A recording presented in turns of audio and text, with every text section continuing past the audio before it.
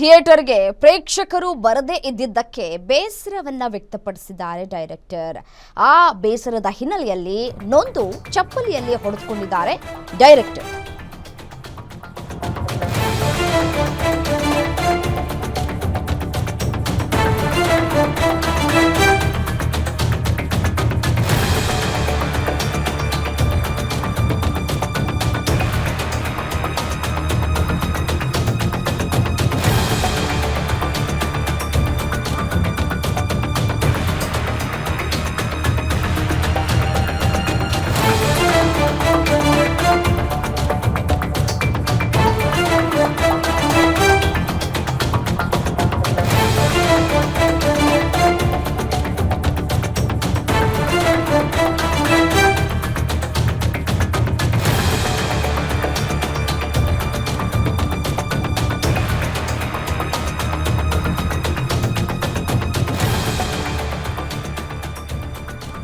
ಥಿಯೇಟರ್ಗೆ ಪ್ರೇಕ್ಷಕರು ಬರದೇ ಇದ್ದದ್ದಕ್ಕೆ ಬೇಸರವನ್ನ ವ್ಯಕ್ತಪಡಿಸಿದ್ದಾರೆ. ಆ ಒಂದು ಬೇಸರದ ಹಿನ್ನೆಲೆಯಲ್ಲಿ ನೊಂದು ಚಪ್ಪಲಿಯಲ್ಲಿ ಹೊಡೆದುಕೊಂಡಿದ್ದಾರೆ ಡೈರೆಕ್ಟರ್.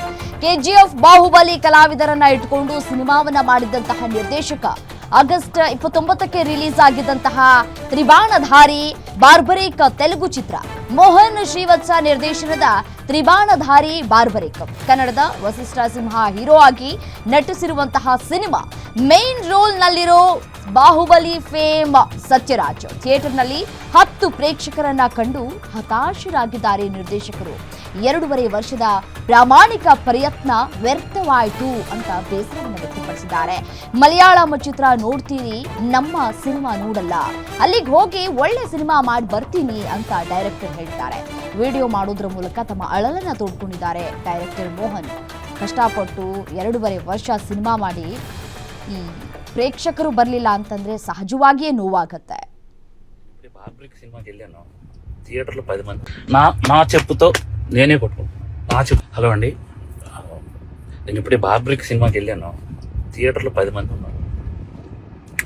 10 మంది దగ్గరికి వెళ్ళి నేను డైరెక్టర్కి చెప్పకుండా ఒక్కొక్కరికి అడిగాను, భయ్యా సినిమా ఎలా ఉంది, సినిమా చాలా బాగుంది అన్నారు. నిజం చెప్పండి భయ్యా, నేను డైరెక్టర్ని అని అంటే, సార్ డైరెక్టరా మీరు అని హక్ చేసుకొని సినిమా చాలా బాగుంది సార్ అని అంటే నాకు కళ్ళలో నీళ్ళు ఆగలేదు. ఎందుకు మరి 10 మంది థియేటర్లో ఉన్నారు, 15 మంది థియేటర్లో ఉన్నారు, ఎందుకు నాకు అర్థం కాలేదు.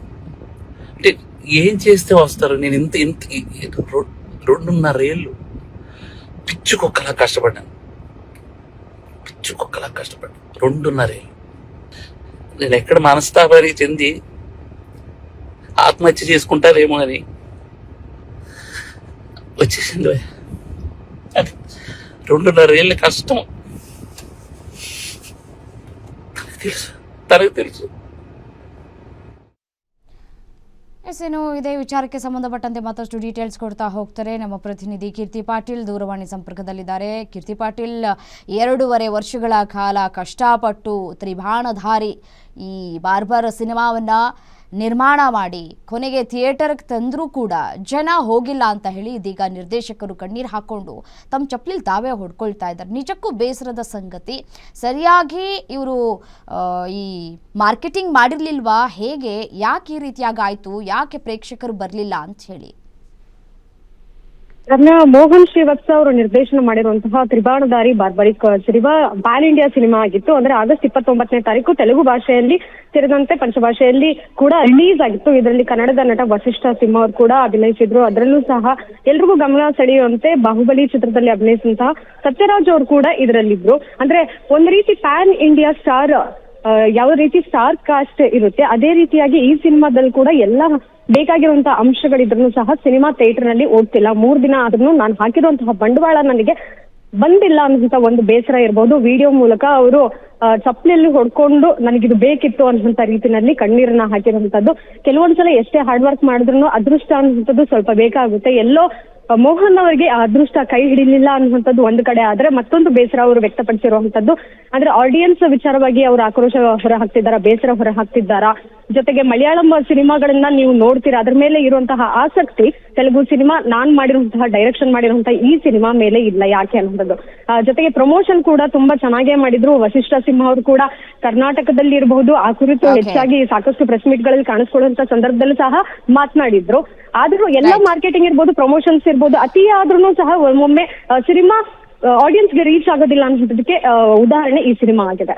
ರೈಟ್, ಥ್ಯಾಂಕ್ ಯು ತಮ್ಮ ಮಾಹಿತಿಗೆ ಕೀರ್ತಿ.